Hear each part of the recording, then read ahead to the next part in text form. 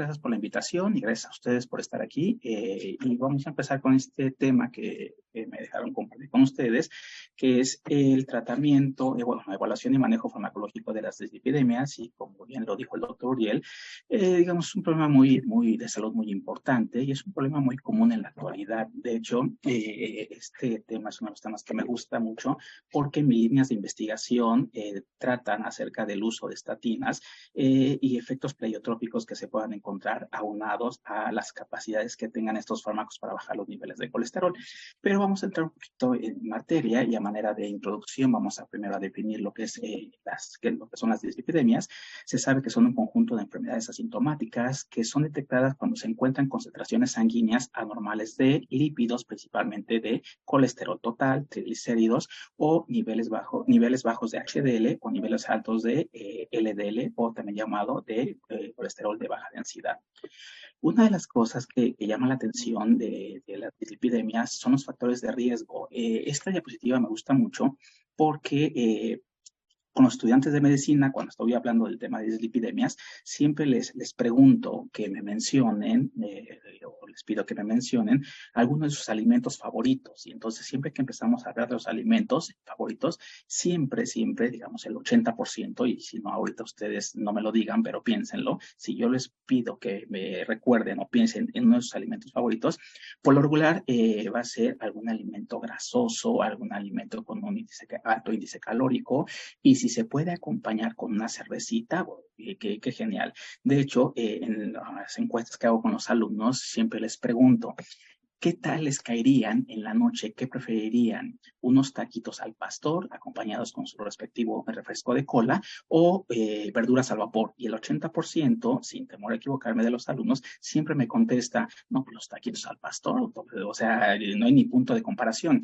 Desgraciadamente, cuando hablamos de los factores de riesgo para las epidemias, hay varios factores de riesgo que, curiosamente, como dicen mis alumnos, y me aprendí esta frase que dicen, son todos los factores divertidos. Por ejemplo, ¿cuáles son los factores de riesgo para tener dislipidemias?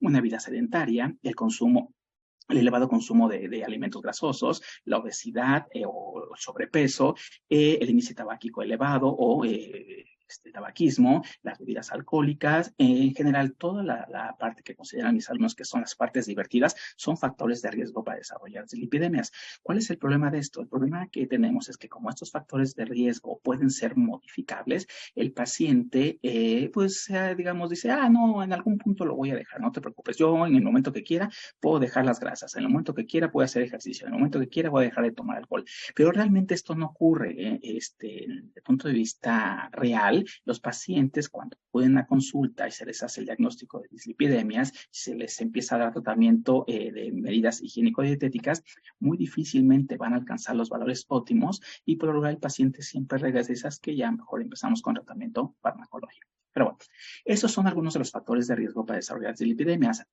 Cabe mencionar que también hay otros factores de riesgo que corresponden a patologías. Por ejemplo, vienen mucho de la mano las patologías como hipertensión arterial, patologías como diabetes mellitus o el síndrome metabólico que ya en su momento lo vieron. ¿Cómo andamos de pacientes o la prevalencia de dislipidemias? Bueno, esto llama mucho la atención porque yo siempre les digo a los chicos, ¿cómo creen que andemos de pacientes con dislipidemias? Y siempre la respuesta es maravillosa, que dicen, no, pues muchos, sí, muchos, pero ¿cuántos? Bueno, resulta que yo siempre hago el chiste con los alumnos y les digo, bueno, ¿cuántos pacientes con dislipidemias creen que tengamos? Y les digo que la cantidad de pacientes con dislipidemias que tenemos es impresionantemente alta. Basta, y siempre les hago el chiste, que ustedes metan la mano a la estación del Metro Hidalgo Bellas Artes y 1 de cada 3 personas que ustedes agarren van a tener dislipidemias. ¿Cómo andamos? Bueno, resulta que de acuerdo con el ENSAMUD 2018, en México se sabe que las cifras de dislipidemia tuvieron un repunte, un aumento en el porcentaje de pacientes que tienen dislipidemia. Se sabe que esta dislipidemia aumenta conforme aumenta la edad. Por lo regular, la edad también entra dentro de los factores de riesgo para desarrollar dislipidemia y se sabe que cuando nosotros pasamos los 50 años, además es importante mencionar que las dislipidemias principalmente se dan en hombres y ya en mujeres, pero en edades más avanzadas. Bueno, resulta que cuando nosotros superamos la edad de los 50 años, el riesgo de dislipidemias aumenta un porcentaje nada despreciable. Pasamos de un porcentaje de cerca del 20% en la población adulta, en la población joven adulta, a un porcentaje de cerca del 28% en las personas mayores de 50 a 79 años. Ahora bien, ¿cuál es el problema que estamos teniendo aquí? Bueno, el problema que tenemos es que debemos recordar que para que las moléculas de colesterol o los lípidos, mejor dicho, los lípidos puedan ser transportados en el organismo, recordemos que los lípidos tienen características que son principalmente, digamos, hidrofóbicos, por lo tanto, como no pueden estar libremente en circulación, estos tienen que ser transportados con ayuda de carritos. A estos carritos que yo llamo se les conoce como lipoproteínas. Entonces, hay varios tipos de lipoproteínas. Para hacer un poquito más fácil el entendimiento de esto, lo que se ha hecho es que se dividen a estas lipoproteínas en una de 5 clasificaciones. Tenemos a los kilomicrones, o también o remanentes, depende de dónde donde se haya sufrido la degradación de triglicéridos, te platico más de esto. Tenemos a las lipoproteínas de muy baja densidad, también llamadas VLDL, tenemos a las lipoproteínas de densidad intermedia, a las LDL y a todas estas, las VLDL, IDL y LDL, ustedes lo deben saber muy bien porque estas son consideradas como el colesterol malo, lo que la gente dice como el colesterol malo. Y tenemos la contraparte, que es el colesterol bueno, que es las moléculas de HDL. Una de las cosas que quiero enfatizar con esta diapositiva, que es muy importante, es la cantidad que tienen o el tipo de apolipoproteínas que tienen. Es importante mencionar que depende del tipo de lipoproteína o de carrito que va a transportar el colesterol, a los triglicéridos, a los ésteres de colesterol, depende de este carrito, es el contenido de accesorios que va a tener. Estos accesorios es lo que yo llamo apolipoproteínas. ¿Por qué son importantes? Porque resulta que estos apolipoproteínas en la actualidad ya son blancos farmacológicos. ¿Qué significa esto? Que ya se están desarrollando terapias que ya son muy nuevas de fármacos, principalmente anticuerpos monoclonales, que están en estudios clínicos que tienen que ver con efectos directamente a nivel de la síntesis de alguna de estas apolipoproteínas. Yo recuerdo mucho cuando yo era estudiante hace 23 años que yo mencionaba, yo le decía al maestro, bueno, y si estamos diciendo que las malas del cuento, que son VLDL, IDL y LDL, tienen, si nosotros lo podemos ver aquí, un marcador o una apolipoproteína, déjenme dibujar, es esta que es la famosa ApoB100, si se dan cuenta, todas las malas del cuento tienen este marcador ApoB100, ApoB100, y obviamente tienen alguna que otra apolipoproteína. Yo le mencionaba en ese entonces, ya bueno, y no habrá alguna forma de tratar de evitar la síntesis de la ApoB100. En ese entonces, estamos hablando de hace 23 años, el maestro decía, no, es que no hay, en la actualidad no tenemos, o sea, la idea puede ser buena, pero en la actualidad no sabemos bien el papel que juega la ApoB100 y no sabemos si se puede generar algún fármaco o anticuerpo que vaya dirigido contra ApoB100. Bueno, 23 años después, ahorita ya se están corriendo estudios, ahorita voy a mencionar algunos fármacos nuevos que no están, digamos, desde el punto de vista clínico, pero se están corriendo ya estudios fase 1, fase 2 o fase 3, depende del fármaco que estamos mencionando o el anticuerpo, en los cuales estos anticuerpos ya están llegando directamente a evitar la síntesis de ApoB100. Y el panorama que tienen es alentador. De hecho, se sabe que los fármacos que están actuando a nivel de esta apolipoproteína ocasionan disminución en las concentraciones de LDL de cerca del 50-60%. Nada despreciable para un paciente. Pero bueno, esta entonces diapositiva la menciono porque entonces es importante saber estos marcadores. Y por el otro lado, la molécula o la lipoproteína que es considerada como la buena del cuento, que es la HDL, tiene un marcador por excelencia, que es esta, que es la ApoA1, ApoA2. Esta es la apolipoproteína que le confiere la parte benéfica, la parte de hacer la tarea, la parte de hacer la limpieza en el organismo, porque ustedes se deben acordar que las moléculas de HDL se encargan del transporte reverso de colesterol. ¿Qué significa esto? Que el colesterol que ven regado en la circulación, en el torrente sanguíneo, van y son como los limpiadores, los de intendencia, agarran todas las moléculas de colesterol malo que esté por ahí, se lo regresan al hepatocito y el hepatocito se encarga de metabolizarlo. Por lo tanto, entonces, ¿por qué también menciono esto? Porque si sabemos o estamos viendo aquí que uno de sus marcadores por excelencia es ApoA1, ApoA2, resulta que también los nuevos fármacos, no los nuevos fármacos, los nuevos anticuerpos que están tratando de llegar al mercado, lo que están haciendo es tratar de aumentar la expresión vía RNA mensajero de estas apolipoproteínas apolipoproteínas, ApoA1, ApoA2. Y ya las otras apolipoproteínas son comunes, la ApoC2, ApoC3, que esta es la que le permite, digamos, reconocer ciertos sitios y que son blancos de enzimas, como por ejemplo la lipoproteína lipasa, que más adelante vamos a mencionar. Pero bueno, siguiendo con esto, es importante mencionar entonces esto. El transporte de colesterol a grandes rasgos es llevado a través de dos vías, el transporte endógeno de colesterol y el transporte exógeno de colesterol. El transporte endógeno es principalmente en situaciones de ayuno y el transporte exógeno es después de la ingesta de los alimentos. Voy a explicar a grandes rasgos porque viendo esta diapositiva, yo siempre le digo a los chicos, viendo esta diapositiva, nosotros podemos, de cierta forma, saber cómo podríamos ayudarle al paciente que tiene estas dislipidemias, esta hipercolesterolemia o esta hipertrigliceridemia. Resulta que lo que nosotros sabemos es que cuando el organismo necesita colesterol, y yo siempre les pregunto a los chicos, ¿el colesterol es bueno o malo? Y entonces, bueno, la respuesta es, pues, depende de la concentración, depende de la cantidad.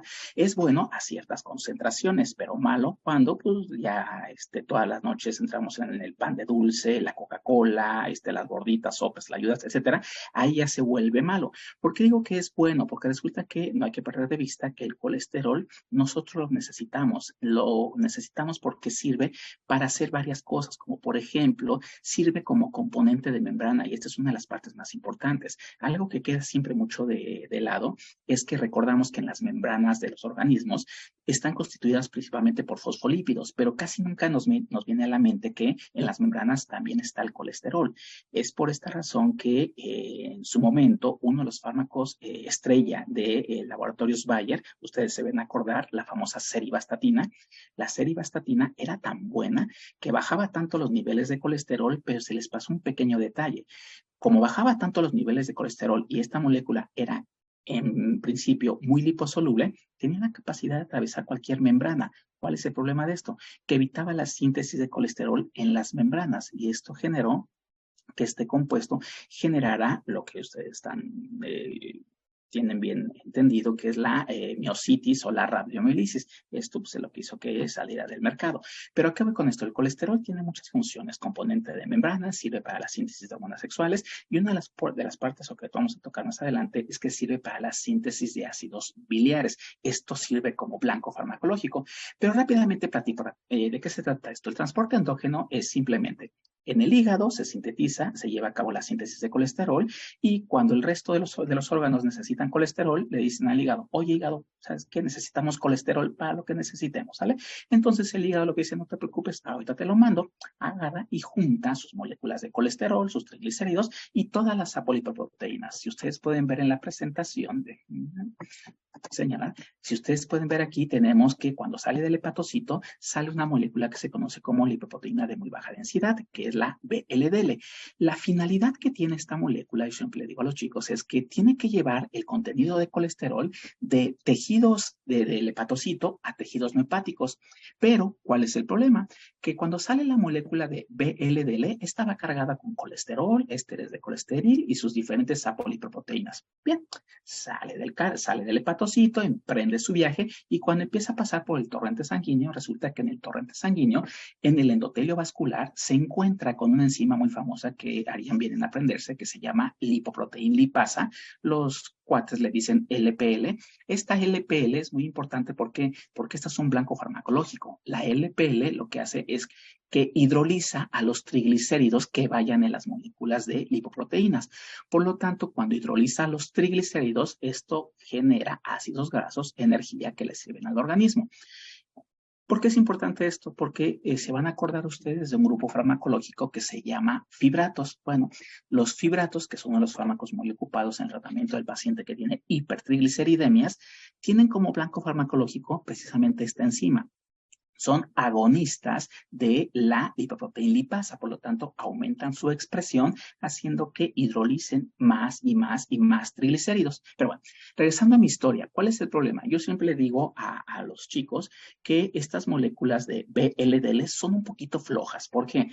Porque la finalidad era llevar colesterol del hepatocito a tejidos no hepáticos, pero no lo hace, le da flojera. Pasa por los vasos sanguíneos, pierde su contenido o la mayor parte de contenido de triglicéridos y y su densidad cambia. Por eso se convierte de muy baja densidad a densidad intermedia. La finalidad es que esta molécula de IDL llegara a órgano, algún órgano que necesite colesterol y le deposite su contenido de colesterol. ¿Cuál es el problema? Que cuando sale la molécula de IDL dice, no, ¿sabes qué? Está muy lejos. ¿Qué te parece si mejor aquí en el torrente sanguíneo yo empiezo a dejar el contenido de colesterol y triglicéridos? Y entonces la molécula dice, no, tienes razón, pues ¿para qué vamos hasta allá? Mejor tíralo aquí.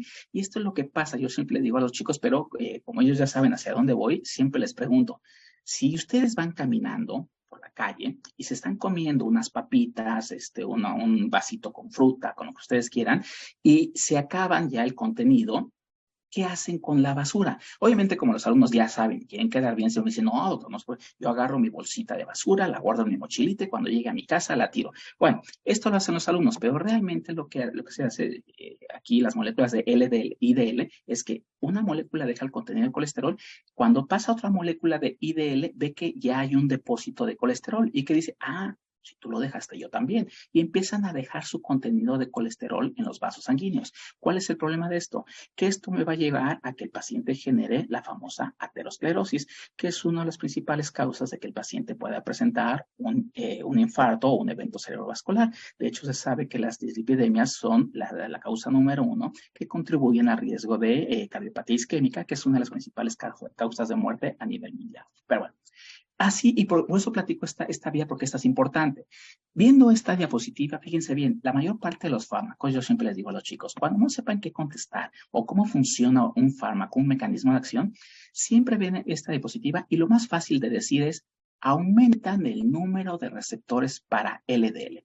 ¿Qué es lo que pasa? Resulta que una de las cosas que vamos a ver es que si yo sé que estas moléculas, las lipoproteínas, dejan su contenido de colesterol, esta molécula que está dejando su contenido de colesterol, en teoría, lo que tendría que hacer es regresar al hepatocito y unirse a su receptor, a un receptor para las lipoproteínas LDL.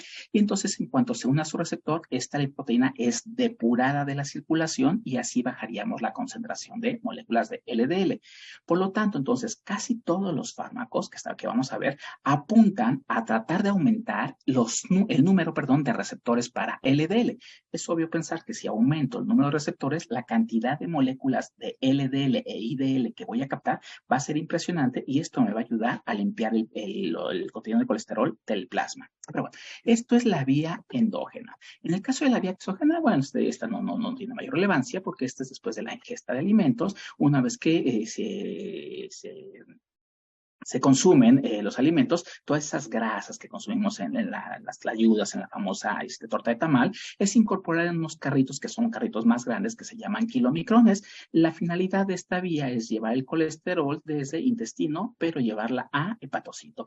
Y entonces pasa lo mismo, esta molécula grande que se llama kilomicrón es colocada con triglicéridos, colesterol, ésteres de colesterol y sus diferentes marcadores, sus diferentes apolipoproteínas. Estos son como el GPS, son los que van a decir, vete por acá, derecha, izquierda, sigue derecho, aquí únete, aquí hay una proteína a la cual te tienes que unir, etc. Y pasa lo mismo, pasa por la circulación, se encuentra con la lipoproteína lipasa, como la lipoproteína lipasa reconoce a estas apolipoproteínas que son ApoC2 y ApoC3, que hace muchos años no tenían relevancia. En la actualidad ya vimos que el ApoC3 es una apolipoproteína que es sumamente importante para la activación de la lipoproteína lipasa. Por lo tanto, la industria farmacéutica nada pierde el tiempo y ¿qué es lo que hizo? Si ApoC3 es una molécula que es muy importante, pues entonces vamos a generar fármacos que vayan dirigidos a la apolipoproteína ApoC3. Pero bueno, entonces, este es el transporte exógeno. Vamos a los valores. ¿Cómo andamos o cómo sabemos si mi paciente tiene niveles elevados de colesterol? Bueno, resulta que los valores normales de colesterol total, usted lo sabe mejor que yo, son aproximadamente de 200 miligramos por decilitro, mientras más abajo o menor a 200 miligramos por decilitro. Mientras más abajo, mejor. ¿Vale? Obviamente sin caer en situaciones de hipocolesterolemia, porque si no tendríamos o comprometeríamos la síntesis de hormonas, la síntesis de ácidos biliares y los componentes pacientes de membrana. Pero bueno, lo ideal sería que mi paciente tenga cifras menores a 200 miligramos por decilitro.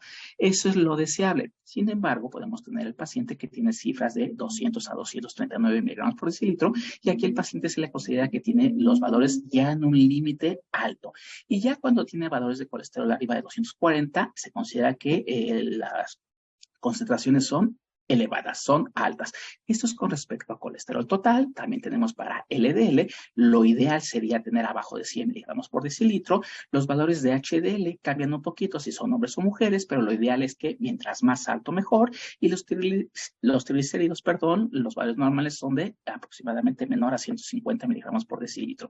¿Por qué es importante saber esto? Porque resulta que depende de las concentraciones que tenga el paciente de cada uno de estos lípidos, es el abordaje que nosotros vamos a hacer. ¿A qué voy con esto?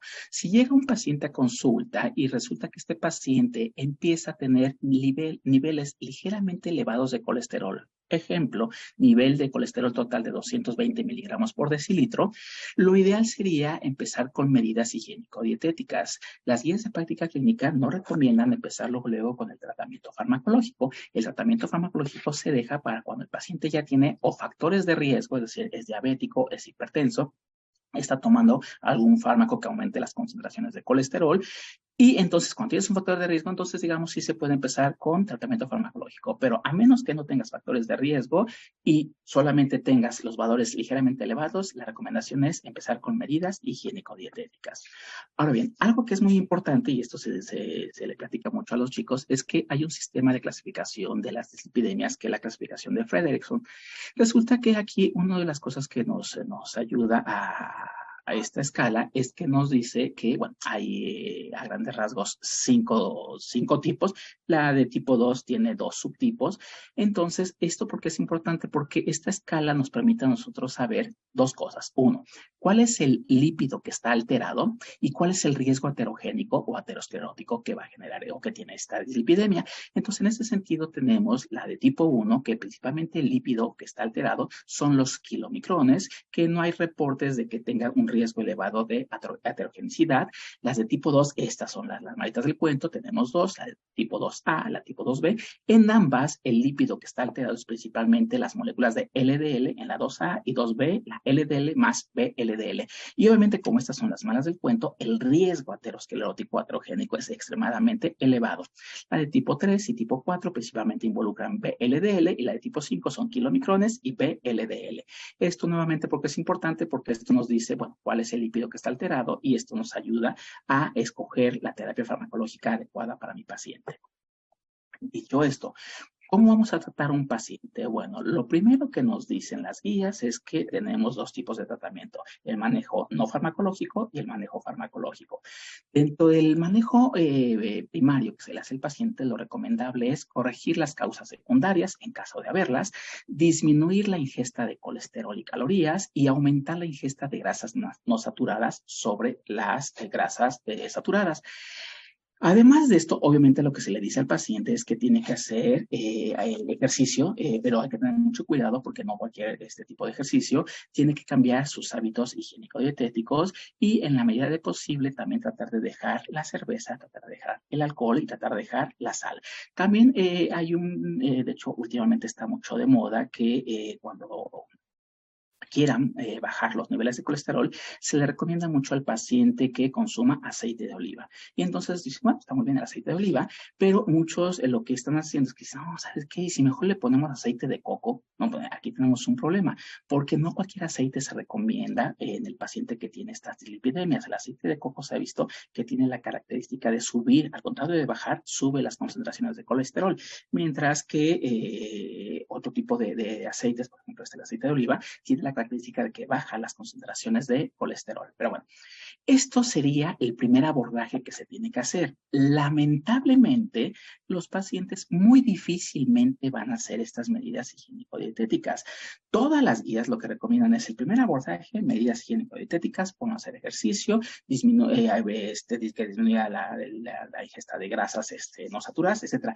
Pero Cuando se hace esto, me ha tocado ver a varias personas, incluso tenemos un compañero en el hospital que cuando le mandaron las medidas higiénico-dietéticas, resulta que en lugar de regresar a consulta con valores disminuidos de colesterol, regresó con valores aumentados de colesterol, porque resulta que esta persona lo que hizo fue que él está acostumbrado a todas las noches consumir pan de dulce, él pase lo que pase, tiene que haber pan de dulce en su mesa, bueno, todas las noches consume pan de dulce y en lugar de tomar algún líquido diferente, él lo acompaña con Coca-Cola. ¿Va?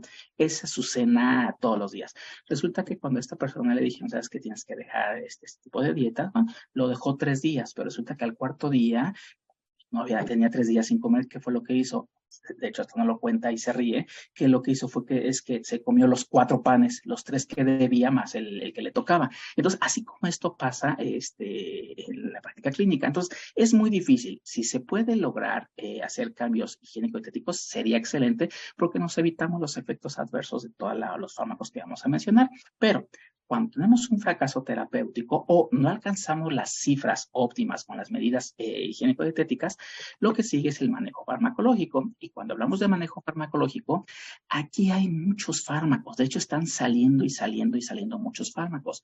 Por ejemplo, aquí lo que yo he hecho, o lo vamos a dividir, tenemos todavía no está aceptado este término, pero tenemos los fármacos de primera generación y fármacos de segunda generación. Les digo, todavía no se acepta esto, pero digamos son los fármacos viejos contra los fármacos nuevos. Dentro de los fármacos que tenemos o el manejo que tenemos es los famosos secuestradores de ácidos biliares, los fibratos, las estatinas, los inhibidores de la absorción de colesterol. Hasta aquí son los fármacos de la vieja escuela, los fármacos de primera generación. Después vienen fármacos nuevos, como por ejemplo, inhibidores de la transferasa de triglicéridos microsomal, los inhibidores de la síntesis de ApoB100 que estaba platicando hace un momento, los fármacos que hoy están tomando mucho auge, que son estos inhibidores de la proteína PCSK9. Yo siempre hago burla con esto para que se la graben, digo, es la proteína de esquiol, PCSK9, pero ahorita platico más de esto. Entonces, estos son los fármacos que se encuentran ahorita desde el punto de vista clínico. Sin embargo, no son los únicos.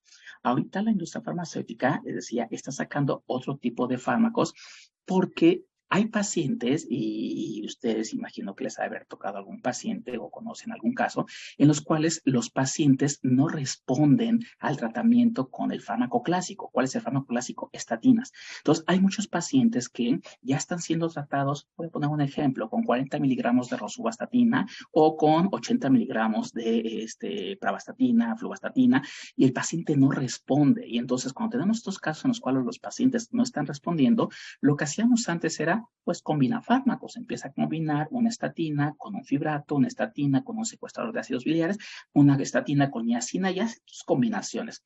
¿Cuál es el problema de esto? Que quizás pueda llegar a las cifras que yo estoy buscando en mi paciente, pero no hay que perder de vista. Al fin y al cabo estamos ocupando fármacos que son herramientas potenciales que tienen la capacidad de generar efectos adversos. Por lo tanto, entonces, cuando nosotros empezamos a combinar estos fármacos, por lo regular siempre el fármaco que se queda en el tratamiento del paciente son estatinas. Lo que cambiamos es todo lo demás, porque decía uno de mis maestros que las estatinas son la piedra angular en el tratamiento de las dislipidemias. Entonces, podrán quitar fibratos, podrán quitar colesterol, pero estatinas siempre se quedan.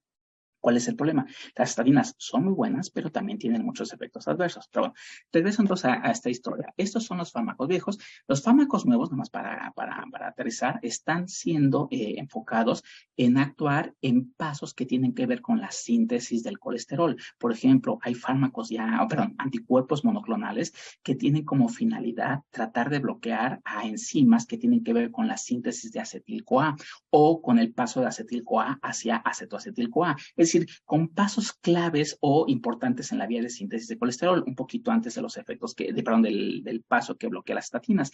Y hay infinidad de fármacos que están saliendo. De hecho, hay un fármaco que tiene un nombre raro, bueno, de hecho no tiene ni siquiera un nombre, tiene una nomenclatura que se llama ETC, como etcétera, 1002. Este fármaco es un fármaco relativo, un anticuerpo nuevo que está en estudios fase 1 Y este fármaco, les voy a picar ahí, este fármaco se ha visto en estudios fase 1, que son los que se están corriendo ahorita, que tiene la capacidad de disminuir las concentraciones de colesterol hasta cerca de un 70 al 80%. Fíjense bien, disminuye las concentraciones de colesterol, LDL entre el 70 y el 80%. Pero la parte más bonita es que el efecto puede perdurar hasta por 6 meses y no hay reporte de efectos adversos serios, por lo menos a estudios fase 1.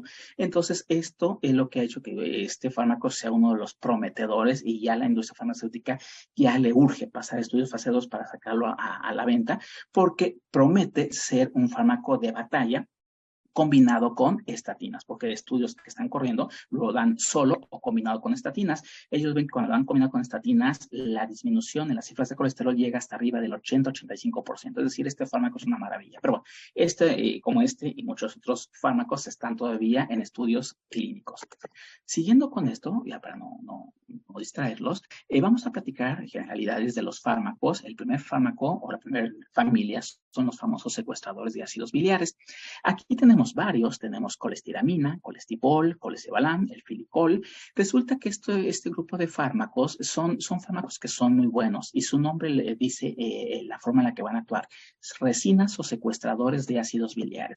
¿Cómo van a actuar? Mecanismo de acción, muy sencillo. Los secuestradores de ácidos biliares, su nombre lo dice, secuestran ácidos biliares. Es decir, los secuestradores de ácidos biliares en su estructura química tienen por ahí carguitas negativas. Tienen muchos cloros. Si ustedes pueden ver aquí en la diapositiva, déjenme dibujar. Si ustedes pueden ver en la diapositiva, tiene un montón de cloros. Estos cloros, estas carguitas negativas que tiene, es lo que le va a facilitar que se unan con los grupos amonio de los ácidos biliares. Es decir, es una unión por cargas, positivo o negativo, entonces se unen fuertemente a los ácidos biliares. Como estos compuestos no se absorben, literalmente son excretados, pero la cuestión es que como son excretados, van pues con la persona que acaban de agarrar, es decir, con su parejita que es el ácido biliar. Por lo tanto, estos secuestradores secuestran, se pegan al ácido biliar y favorecen su eliminación. Dirán, bueno, ¿y esto de qué me sirve en el paciente que tiene dislipidemias? En el paciente que tiene dislipidemias estoy perdiendo ácidos biliares, ¿sí? La cuestión está en que obviamente el organismo no se puede quedar o dar el lujo de quedarse sin ácidos biliares. ¿Por qué? Porque lo necesito para poder emulsificar a las grasas. ¿Qué hace el organismo? Necesita sintetizar más ácidos biliares. ¿Y qué es lo que hace? Dice, necesito más ácidos biliares. Si recuerdan las diapositivas anteriores, decíamos, ¿qué me sirve para sintetizar ácidos biliares? Colesterol. ¿Qué hace el hepatocito? Dice, tengo que sintetizar más ácidos biliares, necesito más colesterol. Y entonces el hepatocito lo que hace es que aumenta la expresión de receptores LDL, captando colesterol de la circulación para poder volver a sintetizar ácidos biliares. Es decir, el balance neto es que yo al final no pierdo ácidos biliares porque los vuelvo a sintetizar, pero sí estoy perdiendo o disminuyendo la concentración de colesterol porque lo estoy teniendo que volver a captar para volver a sintetizar mis ácidos biliares. Entonces, este grupo de fármacos es un grupo de fármacos que es interesante, fue uno de los primeros fármacos que salió. Los usos clínicos que tiene los secuestradores de ácidos biliares principalmente sirven para el tratamiento de la hipercolesterolemia, de acuerdo con la clasificación de Fredrickson, principalmente para el tipo 2, A y B, y por un efecto pleiotrópico se ha visto que tiene efectos o que puede ser útil en tratamiento de la ictericia. Y las concentraciones o el efecto que tiene sobre LDL, triglicéridos y HDL es interesante, a pesar de que fue de los primeros fármacos y pensaríamos que los primeros fármacos pues se sintetizan, se prueban y casi nunca salen a la primera y se tienen que modificar. Estos secuestradores tienen un buen perfil, tienen una disminución de cerca del 25% en las concentraciones de LDL, pero tienen un pequeño problema. Tienden a aumentar las concentraciones de triglicéridos. Este es un efecto que no gusta mucho porque me sirve en el tratamiento de la hipercolesterolemia, pero me agrava la hipertrigliceridemia. Y tiene un efecto muy modesto sobre las concentraciones de HDL, las suben en cerca de un 3 a un 4%. ¿Qué es lo que tienen que saber? Yo siempre les digo a los chicos, bueno, y todo este choro que les estoy dando, ¿para qué les sirve? Bueno, los puntos relevantes. Los secuestradores de ácidos biliares, ustedes deben recordar que debido a las cargas negativas que tiene, a los cloros que tiene ahí, tienen un sabor metálico. Por lo tanto, esto genera un mal sabor para las personas que están consumiendo estos secuestradores de ácidos biliares. Una de las recomendaciones que se hace en este tipo de pacientes es que como tienen un sabor amargo muy feo, en muchos pacientes generan vómito como efecto adverso. Entonces, lo que se les recomienda es que se enmascare el sabor. Estos fármacos vienen en sobrecitos, como si fuera el Splenda, el Canderel, depende del secuestrador, vienen en sobrecitos de 4 gramos, 5 gramos, y entonces lo que se le recomienda al paciente es que se enmascare el sabor, que lo ponga en un vasito 200, 250 mililitros, ya sea de agua. Obviamente me decían los alumnos, pues cerveza no aplica, ¿sale? Entonces, en agua o jugo, pero excepto el jugo de toronja por la parte de los efectos enzimáticos que pudiera llegar a tener. Pero entonces se le recomienda mucho al paciente que trate de enmascarar el sabor para evitar estas respuestas eméticas. Otro de los puntos importantes que hay que saber es que altera la absorción debido a que forma estos complejos, puede alterar la absorción de diferentes sustancias, como por ejemplo ácido fólico, digoxina, tiazidas, vitaminas liposolubles, etcétera. Algunos antibióticos. Entonces, esto lo que hace es que pueda ocasionar una disminución en los efectos farmacológicos de estos fármacos. Entonces, nada más hay que tener cuidado con las interacciones. Dentro de los efectos adversos, esto es, digamos, de los más bondadosos, este grupo de fármacos, porque los efectos adversos que tiene, digamos, son tolerables. Tenemos flatulencias, náusea, estreñimiento, diarrea, esteatorrea y puede ocasionar una disminución o un déficit de vitaminas. Entonces, si nosotros analizamos los efectos adversos, no son efectos adversos que, digamos, ameritan la suspensión del fármaco, como por ejemplo una miositis, un aumento de transaminasas séricas. Entonces, son efectos adversos que, digamos, son, digamos, valorando riesgo-beneficio, se pueden sobrellevar estos efectos adversos. Después tenemos el siguiente grupo de fármacos que son los activadores del proliferador de peroxisoma nuclear, los famosos fibratos. Los libros los abrevian con los PEPAR. Dentro de los fibratos tenemos varios, casi siempre la forma de aprenderse los fibratos es por la terminación fibrato, pero siempre hay uno que no sigue la regla y en este caso tenemos al gemfibrosil. Ejemplos: gemfibrosil, fenofibrato, bezafibrato, ciprofibrato, clofibrato que ha salido del mercado y por ahí viene otro fármaco que se llama pemafibrato. El pemafibrato es uno de los fármacos que, a pesar de ser de la familia de los fibratos, ha demostrado que tiene menor riesgo de rhabdomiólisis o de miositis. De hecho, uno de los problemas y lo que le tenemos miedo cuando se recetan los fibratos es que aumentan el riesgo de miositis de 2 a 3 veces, sobre todo si se combina con estatinas. Bueno, este pemafibrato que está en estudios fase 2, los estudios que han llevado a cabo resulta que han demostrado que tiene un perfil de seguridad muy bonito comparado con estos. No tiene tanto efecto sobre los problemas musculares, esta miositis, y entonces se ha visto además que este pemafibrato tiende a aumentar las concentraciones de HDL, es decir, tiene varias cositas bonitas. Pero bueno, ¿cuál es el mecanismo de acción o cómo actúan los fibratos? Los fibratos, doctores, recuerden, solamente son útiles en el tratamiento de las hipertrigliceridemias. Se acabó, no sirven para nada más. Se han intentado dar en el tratamiento de las pacientes, del paciente que tenga hipercolesterolemia. Realmente los efectos que tiene sobre el colesterol total es minúsculo, no sirve mucho. De hecho, cuando se valoran ahí los riesgos-beneficios, me sale muy caro los efectos adversos comparado con las cantidades de colesterol que estoy bajando. Estos fármacos principalmente lo que hacen es que bajan triglicéridos. Por eso el uso clínico justificado de estos fármacos es hipertrigliceridemia. ¿Cómo actúan? Actúan con la enzima que estamos platicando hace rato. Son agonistas del PEPAR, por lo tanto, indirectamente lo que van a hacer es que, si ustedes ven en la diapositiva, aumentan la expresión de LPL, lipoproteína lipasa. Al aumentar la expresión de lipoproteína lipasa, recordemos que la LPL lo que sabe hacer es que en cuanto ve pasar un triglicérido, ¡boom!, tú eres de aquí, y rápidamente lo degrado para generar ácidos grasos. El mecanismo de acción es sencillo: estimular a la lipoproteína lipasa.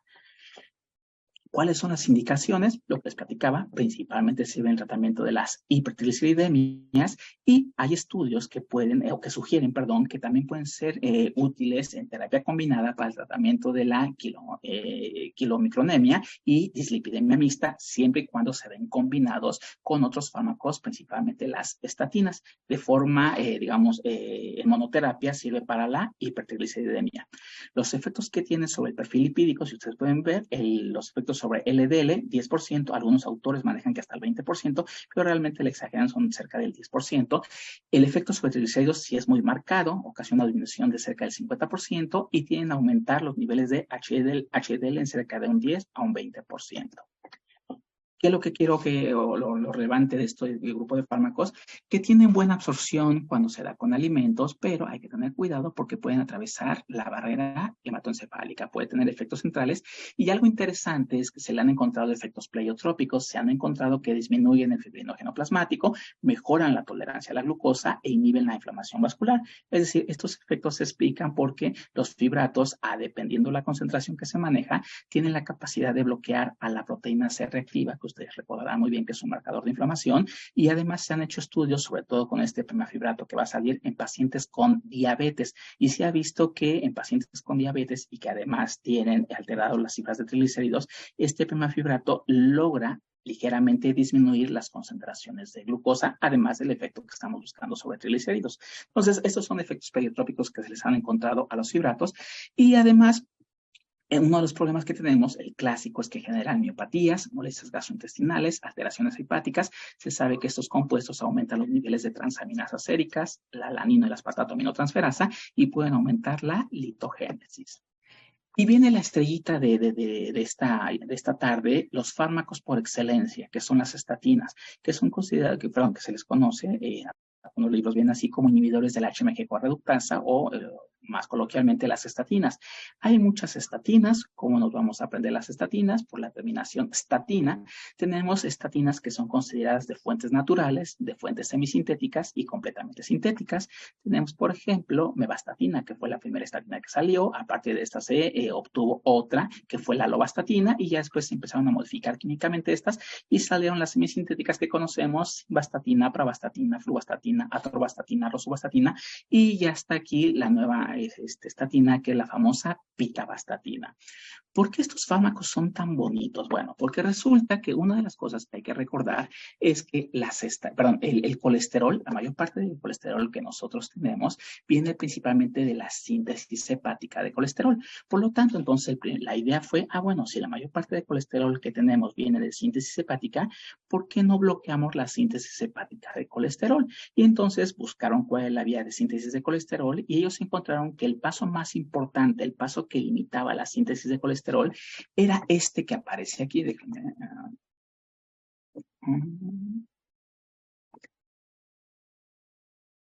Era este paso, que es la conversión de HMG-CoA, el mevalonato, es HMG-CoA, el mevalonato. Para poder llevar a cabo esto, nosotros necesitamos la presencia de esta enzima que se llama HMG-CoA reductasa. Bueno, las estatinas lo que hacen es que son inhibidores competitivos de esta enzima, bloquean a la enzima HMG-CoA reductasa, por lo tanto evitan que pase yo de HMG-CoA a mevalonato. Si no tengo mevalonato, ¿qué no tengo? No tengo todos los intermediarios isoprenoides, isopentil, geranil, farnesil, escualeno, colesterol, es decir, evito la síntesis de todos estos intermediarios isoprenoides. Y dirán, bueno, ¿y esto de qué me sirve? Porque aquí hay un problema. Las estatinas son antagonistas competitivos. ¿Qué significa esto? Que tarde o temprano van a terminar por soltar a la enzima. Las uniones que tiene con la enzima son reversibles. El organismo, cuando ve que su HMG-CoA está bloqueada, ¿qué es lo que hace? Dice, ¿por qué no tengo colesterol? Empieza a aumentar la expresión de este HMG-CoA reductasa. Pero resulta que de aquí a que el organismo se le ocurre aumentar la expresión de la HMG-CoA reductasa, lo primero que hace el organismo es dice, no tengo colesterol. Agarra colesterol de la circulación. ¿Y qué es lo que hace? Aumenta nuevamente, como les decía hace rato, aumenta el número de receptores para LDL para captar el colesterol que está en circulación. Entonces, realmente el efecto benéfico que se tiene de las estatinas es porque aumento la expresión de receptores para LDL. ¿Pero por qué son tan bonitas? Bueno, el mecanismo está sencillo. Bloqueo a la enzima que convierte HMG-CoA a mevalonato y evito la síntesis de colesterol. Y esto baja los niveles de colesterol, pero realmente las estatinas son tan útiles porque tienen algo que se llama efectos pleiotrópicos. Las estatinas tienen un montón de efectos pleiotrópicos. ¿Qué significa esto? Que además de bajar las cifras de colesterol, estos compuestos, debido a que están bloqueando estos intermediarios isoprenoides, tienen la capacidad de tener otros efectos que no tienen nada que ver con bajar las cifras de colesterol. De hecho, una de las cosas bonitas que tienen las estatinas es que incluso en pacientes que tienen que tienen los valores normales de colesterol, normocolesterolémicos, los efectos pleiotrópicos se siguen presentando. Esto es importante porque entonces quiere decir que los efectos son independientes de bajar las concentraciones de colesterol. ¿Y por qué es importante esto? Les voy a platicar un poquito, bueno, ahorita regreso a esta diapositiva, de los efectos pleiotrópicos que se tiene, ahorita regreso a estas, son estos, fíjense bien, si ustedes ven, la cantidad de efectos pleiotrópicos que tiene es impresionante, tiene efectos a todos los niveles, a nivel de células endoteliales, a nivel de células de músculo lisovascular, a nivel del miocardio, a nivel de la agregación plaquetaria, a nivel de los macrófagos, a nivel de procesos inflamatorios, a nivel de todos lados, a nivel del sistema inmune.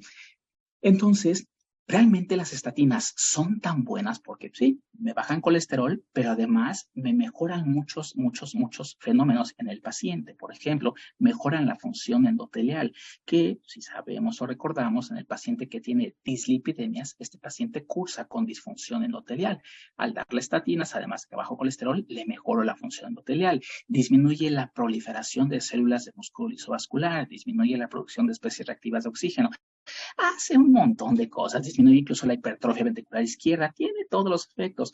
Y un efecto que no está aquí reportado, pero que ya muchos investigadores están ya yendo hacia allá, incluso en nuestro laboratorio, ahí en el hospital, ya hicimos algunos estudios de que las estatinas también tienen efectos analgésicos. Se ha visto, o por lo menos los estudios que nosotros realizamos, es que las estatinas tienen la capacidad de disminuir las respuestas dolorosas, principalmente en el dolor, principalmente de tipo nociceptivo. No hemos probado el neuropático. En dolor nociceptivo se ha visto que las estatinas, por lo menos rosuvastatina y atorvastatina, tienen la capacidad de generar esta analgesia y el efecto que tienen es equiparable con el complejo B. De hecho, lo que hicimos, tenemos un artículo por ahí publicado, en donde se combinó estatinas con complejo B para ver si mejoraba la analgesia o mejoraba la respuesta dolorosa en los pacientes, y se vio que aumenta, pero de manera impresionante, este efecto potenciador, genera un efecto potenciador sobre el complejo B. Entonces, bueno, para no perdernos, tiene muchos efectos pleiotrópicos. Y ¿qué es lo importante de aquí?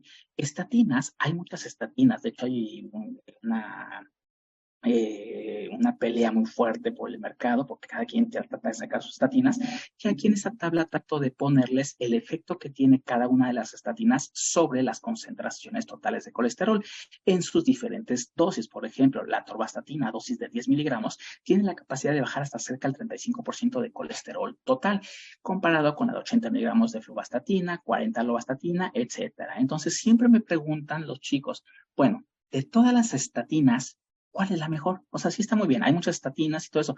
¿Cuál es la mejor? Bueno, depende de lo que estés buscando, porque resulta que en esta diapositiva les muestro los efectos o los usos clínicos que tiene cada una de las estatinas.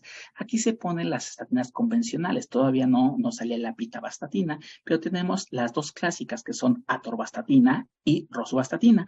Si podemos ver en la diapositiva, la atorvastatina es la que cubre la mayor parte de anormalidades en cuanto a lípidos: hipercolesterolemia primaria, dislipidemia mixta, hipertrigliceridemia, disbetalipoproteinemia, etc. Lo único que va a cambiar entre atorvastatina y rosuvastatina es la dosis que yo voy a necesitar para tener el efecto farmacológico.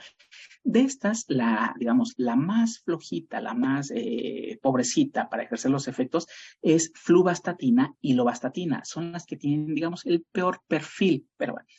Las mejores, yo siempre digo, son o rosuvastatina, que tiene efectos incluso a dosis de 5 miligramos, comparada con atorvastatina, que requiere dosis de 10 a 20 miligramos para tener los mismos efectos que rosuvastatina, 5 miligramos. Pero bueno, dicho esto, entonces, no todo es bonito con las estatinas, tienen muchos efectos adversos, como por ejemplo, a nivel del sistema nervioso, tienen cefalea, neuropatía periférica; a nivel de hígado, lo más clásico es que generan aumento de transaminasas séricas; a nivel de tracto gastrointestinal, dolor abdominal, náusea, diarrea; músculo, el clásica miositis, rabdomiolisis, que esto puede ocasionar que el paciente descontinúe el tratamiento o abandone el tratamiento, y pueden generar efectos inmunológicos, pero solamente las estatinas viejas. Simvastatina, lovastatina y fluvastatina estatinas se ha encontrado que generan un síndrome lúpico como efecto adverso. Entonces, estos son los efectos adversos que, digamos, no son baratos comparado con los secuestradores de ácidos biliares. Son efectos adversos que hay que tomar en cuenta. De hecho, la recomendación es que cuando el paciente esté consumiendo estatinas, se le vaya monitoreando las concentraciones tanto de ALT o AST y los niveles de CPK-MB para ver cómo andan los problemas a nivel de músculo o los problemas a nivel hepático. ¿Qué tenemos que saber de las estatinas? La parte importante, la administración de las estatinas es nocturna. ¿Por qué? Los pacientes siempre se la tienen que administrar antes de irse a dormir. ¿Por qué? Porque recordemos que la síntesis de colesterol es principalmente nocturna. Entonces, para que tenga un mejor perfil, se recomienda que se administre en las noches, aunque atorvastatina y rosuvastatina se pueden administrar a cualquier hora del día, pero la recomendación es que sea principalmente de administración nocturna. Un problema que tienen es que sufren un marcado metabolismo hepático. Son metabolizadas por el hígado por dos isoformas muy famosas, que son CYP3A4 y 12-9. ¿Por qué son importantes estas? Porque tienen muchas interacciones. Hay que tener cuidado cuando se combina con fármacos que tienen esta capacidad, recordemos, de inducir o inhibir a ese citocromo, es decir, de aumentar la velocidad de síntesis o disminuir la velocidad de síntesis de estas isoformas. Por eso las estatinas hay que tener mucho cuidado con que se combina. Tiene muchas interacciones. Una de las interacciones más comunes que tiene es con los antivirales. Entonces hay que tener mucho cuidado porque el uso combinado con antivirales disminuye la eficacia de los antivirales. Otra cosa que hay que rescatar es que tienen efectos pleiotrópicos y los efectos adversos a tomar en cuenta más importantes, miopatía, molestias gastrointestinales y alteraciones hepáticas. Otro grupo de fármacos de la vieja escuela que llegó son los fármacos que son inhibidores de la absorción de colesterol. ¿Qué pasa con estos? Resulta que estos tienen un problema. Nunca se dan solos. Nunca. De hecho, estos fármacos, la terapéutica que tienen es que siempre se tienen que dar combinados con una estatina. ¿Por qué? Porque en monoterapia el efecto que tienen sobre las concentraciones de colesterol no es tan buena, no es tan importante. Por lo tanto, siempre va combinada con una estatina, la más común con simvastatina, famoso Vitorin. Resulta que, ¿cómo actúan esos fármacos? Bueno, este fármaco, su nombre lo dice, inhibidores de la absorción de colesterol. Lo que van a hacer es que actúan sobre un transportador, el transportador Niemann-Pick, que es el famoso NPC1L1. Lo que hace el fármaco, solamente hay un fármaco, se llama ezetimibe, es que bloquea este transportador, por lo tanto evita que yo esté absorbiendo este colesterol y si no lo absorbo, no me queda más que desecharlo. Entonces, este fármaco nunca se da monoterapia y debido a que no tiene mucha relevancia, los efectos que tiene adversos, tanto benéficos, no son tan relevantes en monoterapia. Es altamente hidrosoluble, se excreta en heces y en orina y no combinar con secuestradores de ácidos biliares porque se evita la absorción de la ezetimibe. Entonces, este fármaco es relativamente seguro, pero se tiene que dar combinado con estatina. Y ya vienen los fármacos nuevos. La parte interesante de esto, o los fármacos que ya están en estudios clínicos, son los inhibidores de la transferasa de triglicéridos microsomal. Resulta que ya de aquí en adelante, ya todos estos fármacos, algunos, sobre todo los inhibidores de PCSK9, estos ya están en uso clínico, pero estos todavía están por ahí corriendo estudios fase 2 o fase 3. Este grupo de fármacos, aquí tenemos como fármaco representativo, el único que ha sobrevivido hasta la fecha se llama lomitapide. El lomitapide lo que hace, su nombre lo dice, inhibidores de la transferasa de triglicéridos microsomal. ¿Qué significa esto? Lo que hacen es que, de manera simple, es que bloquean el ensamblaje de los triglicéridos en las moléculas de lipoproteínas, principalmente en las moléculas de VLDL y kilomicrones. Es decir, evito ensamblar estos triglicéridos y entonces al no ensamblarlos no puedo generar este efecto aterogénico, estas moléculas disminuye su concentración y esto ha demostrado que tiene un perfil de seguridad relativamente bueno. Estudios que están corriendo demuestran que ocasiona una disminución en las cifras de colesterol total en cerca de un 20 a un 40%. Entonces, esos de los fármacos, digamos, interesantes. Cosas a resaltar, se administra con abundante agua y sin alimentos, ya que los alimentos disminuyen su absorción. Aumentan los efectos gastrointestinales, tienen interacciones, se metaboliza por CYP3A4, nuevamente tener cuidado con los fármacos inductores y tiene efectos Diarrea, vómito, dolor abdominal, aumento de transaminasas séricas y esteatosis hepática. Entonces, esto, digamos, son fármacos que siguen corriendo sus estudios clínicos.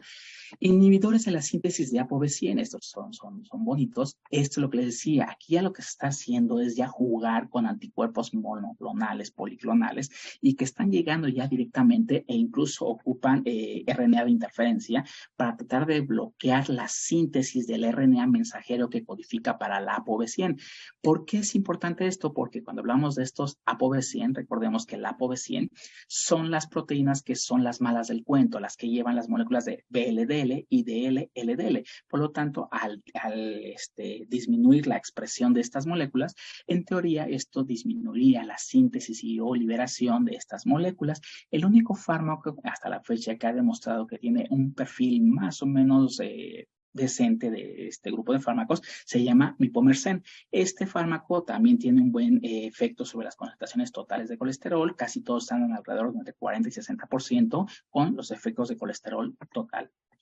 Características importantes, se administra una vez a la semana por vía subcutánea, no se metaboliza por el citocromo P450, por lo tanto es una ventaja porque se puede dar en pacientes que tengan insuficiencia hepática y no hay que hacer ajuste de dosis, pero ocasionan, debido al sitio de administración, ocasionan cambios en la coloración de la piel, enrojecimiento, prurito y también pueden aumentar los niveles de transaminasas séricas. Y lo más nuevo, estos ya tenemos fármacos en el mercado, los anticuerpos que son o que van dirigidos para la famosa proproteína convertasa succinina quexina 9. Se abrevian como PC esquiol o SK9, y entonces tenemos evolocumab, alirocumab, y que está teniendo problemas, el bococizumab, está teniendo problemas porque el perfil de seguridad que tiene no es el mismo que evolocumab o alirocumab. Entonces, digamos, el pronóstico que tiene es dudoso, muchos creen que no va a llegar a fase 4, pero bueno, ¿cómo funcionan estos? Ya para no quitarles mucho tiempo. Este grupo de anticuerpos lo que hacen es que tomaron en cuenta algo, encontraron algo interesante. Vieron que pacientes que tenían mutación a nivel de esta proteína que se llama proproteína convertasa succinina quexina 9, vieron que los pacientes que tenían mutaciones en esta proteína cursaban con niveles bajos de colesterol y triglicéridos, tenían hipotrigliceridemia, hipocolesterolemia, decían, ¿cómo le haces? Y entonces lo que hicieron, los analizaron y dijeron, es que tú tienes alterado, tienes una mutación genética que afecta a esta proteína. Y entonces dijeron, bueno, ¿y esta proteína como para qué sirve? Y entonces empezaron a hacer estudios muy elegantes y encontraron que esta proproteína convertasa succinina quexina 9 es la que se ocupa cuando el organismo intenta reciclar o más bien degradar a los receptores para LDL. Nosotros sabemos que normalmente el receptor tiene un tiempo de vida media, el receptor está ahí y está metiendo colesterol, obviamente llega un punto en el cual yo tengo que hacer un recambio de estos receptores, ¿verdad? ¿Qué es lo que hace? Cuando yo quiero hacer este recambio, lo que hace el organismo es que sintetiza esta proteína convertasa, y esta proteína lo que hace es que llega y se pega al receptor. Esta es la señal para decir, receptor que tenga esta proteína tiene que ser rápidamente embebido, endositado y tiene que ser degradado. Y por lo tanto, esto lleva a la degradación de los receptores. ¿Cuál es el problema de esto? Que cuando el organismo hace esto, tiene a disminuir la concentración, el número de receptores en el hepatocito. Por lo tanto, si los estoy destruyendo continuamente, el número de receptores en el hepatocito disminuye y por lo tanto disminuye la captación de colesterol. Este hallazgo fue lo que hizo que dijeron, pues entonces ya la hicimos, ¿por qué no diseñamos anticuerpos monoclonales que vayan dirigidos a esta proteína? Y entonces sintetizaron primero el evolocumab.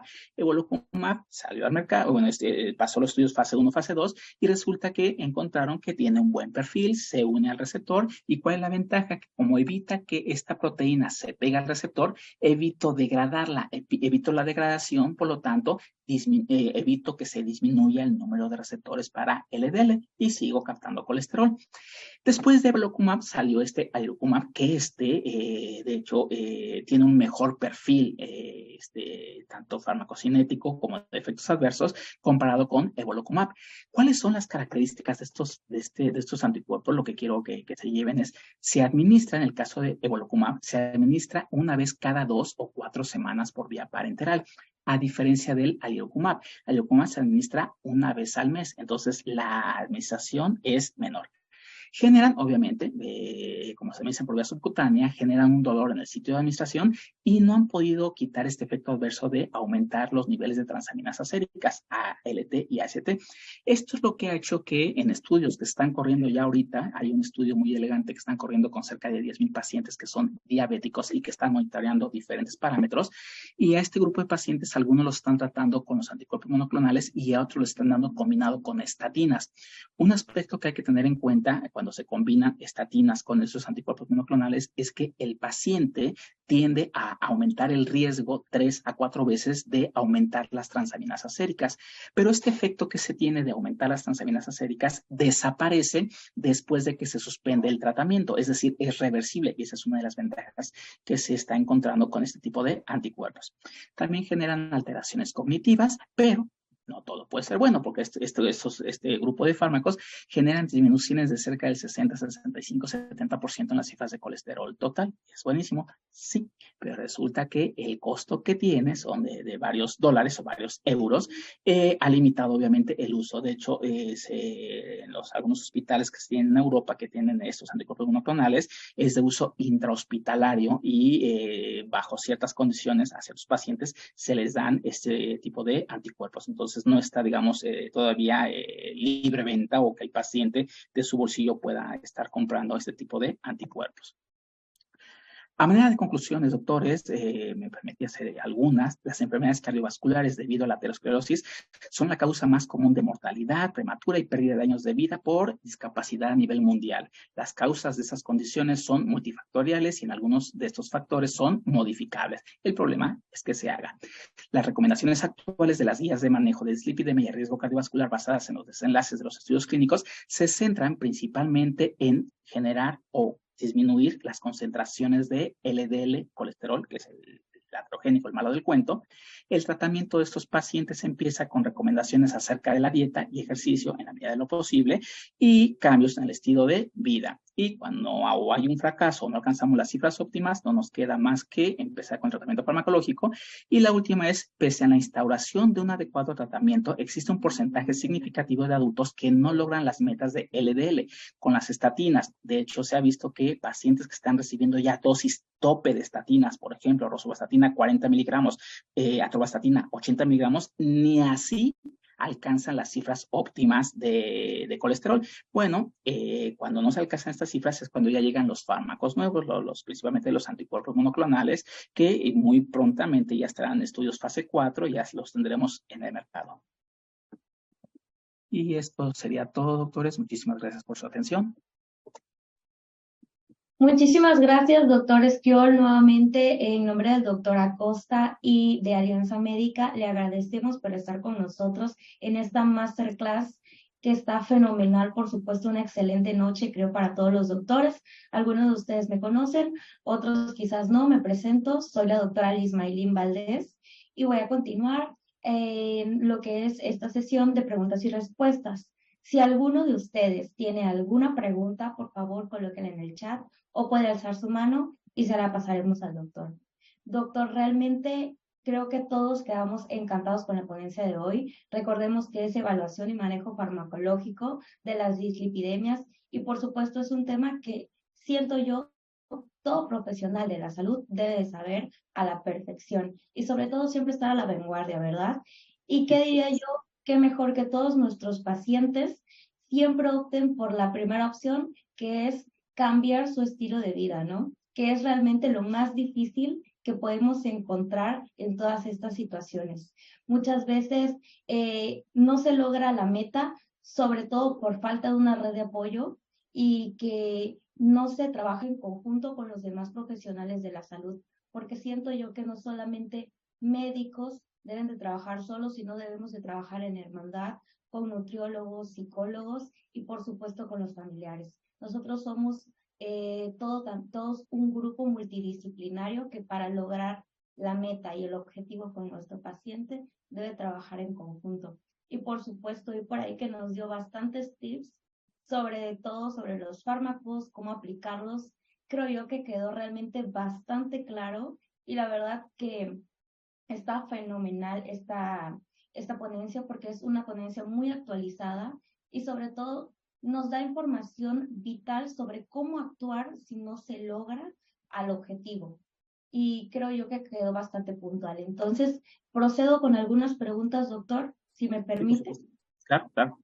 Ok, claro que sí. Entonces, tengo aquí la pregunta de lo que es la doctora Elvia Estela nos dice, tenía la información que la rosuvastatina era la única estática, supongo yo que Está estatina, bien. que debería combinarse con fibratos. ¿Estoy en lo correcto o sí se puede combinar?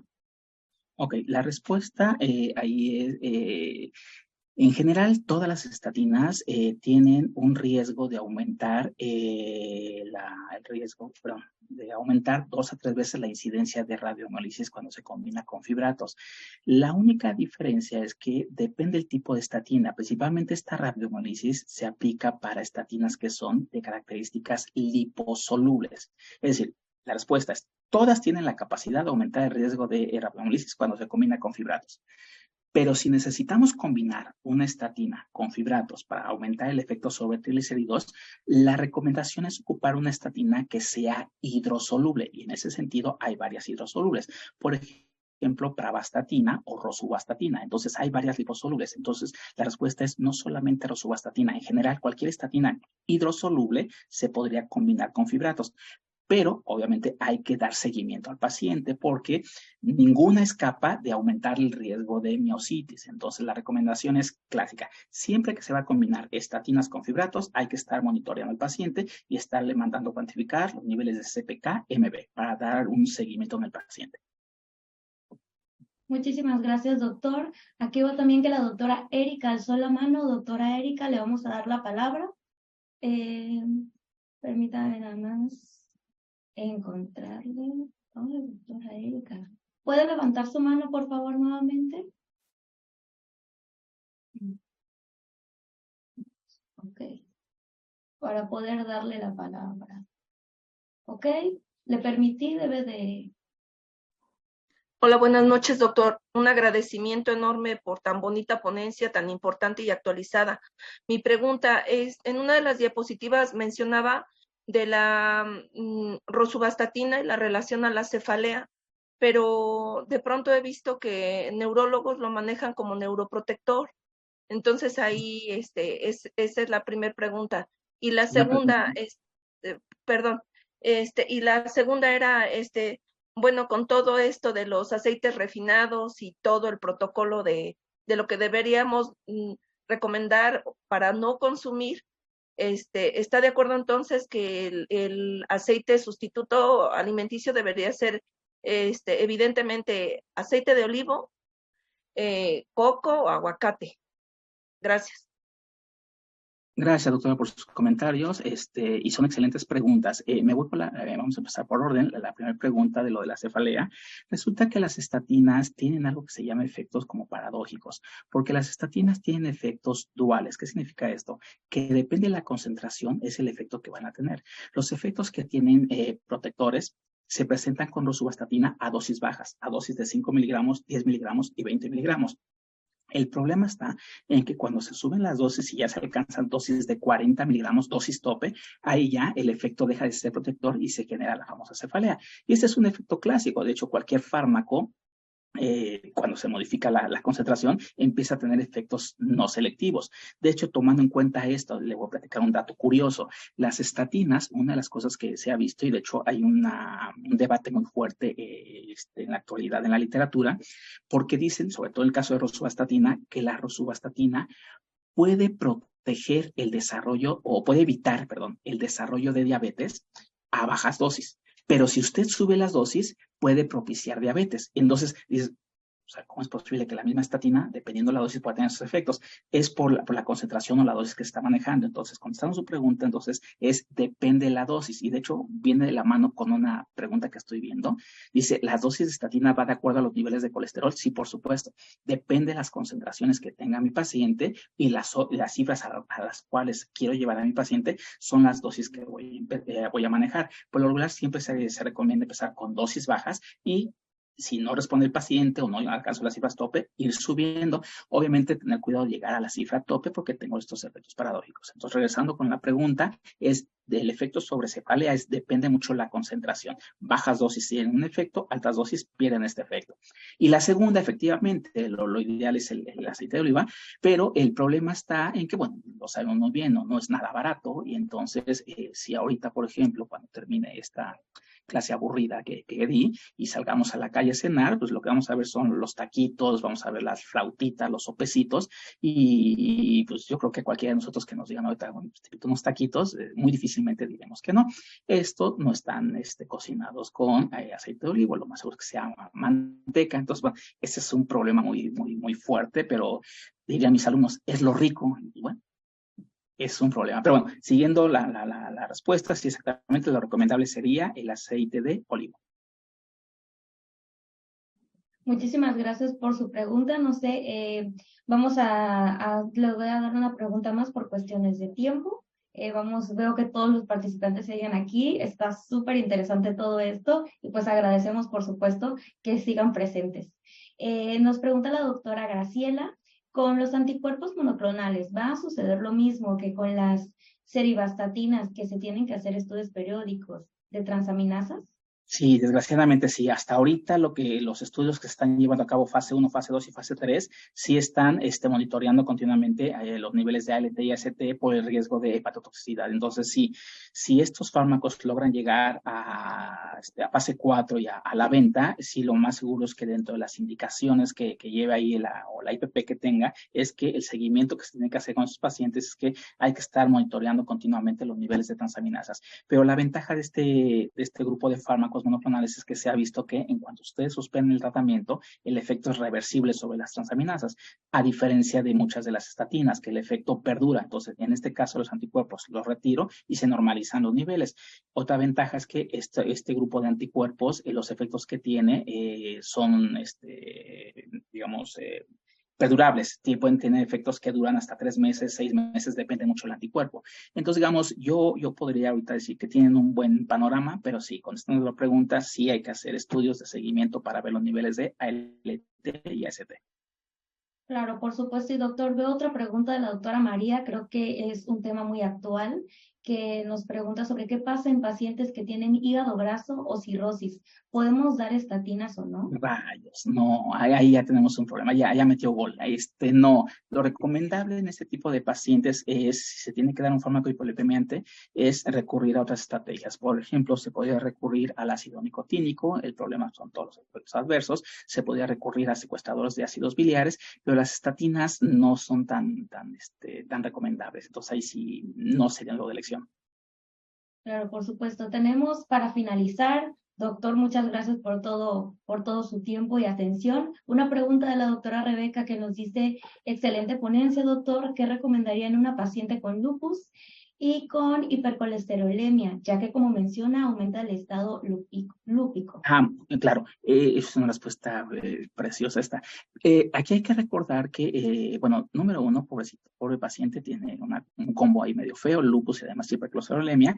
Recordemos que las estatinas no todas generan síndrome lúpico como efecto adverso, solamente hay 3 estatinas que están relacionadas con síndrome lúpico, que son simvastatina, lovastatina, fluvastatina. Entonces, lo que se podría hacer en este paciente es dar otra estatina que sea ya semisintética. Por ejemplo, se podría dar, pensaría yo, en atorvastatina, rosuvastatina o pitavastatina. Entonces, estas no han demostrado que tienen este efecto adverso de síndrome lúpico. Ya que, digamos, si tenemos el miedo de que no, es que también a lo mejor es estatina y a pesar de que es diferente, pudiera generar un síndrome lúpico, lo que se puede hacer es entonces cambiar el grupo farmacológico y bien se podría incorporar ahí los secuestradores de ácidos biliares. Creo que sí, muchísimas gracias. Como podemos ver y puede ver usted también en el chat, tenemos varias felicitaciones, agradecimientos, una ponencia muy clara, didáctica y sobre todo entretenida. Seguimos todavía los más de 100 participantes aquí y es porque no queda nada más que decir que los hechos, ¿verdad? Excelente ponencia esta noche. Muchas gracias a todos los asistentes. Muchas gracias nuevamente, doctor, por estar aquí con nosotros. ya sabe, de parte de nosotros, con mucho aprecio, de Alianza Médica, el doctor Acosta, el doctor Uriel, y por supuesto, recuerden que el día de mañana vamos a tener lo que es guía de manejo del 2023 de la diabetes mellitus, la más actualizada, por supuesto, y taller de personalización de insulinas. No se lo pueden perder. Muchísimas gracias y excelente noche a todos. Muchísimas gracias a ustedes por la invitación y a todos nuestros participantes por estar aquí. Les agradezco mucho y que tengan bonita noche. Claro que sí, muchísimas gracias a todos. Excelente noche. Gracias, hasta luego.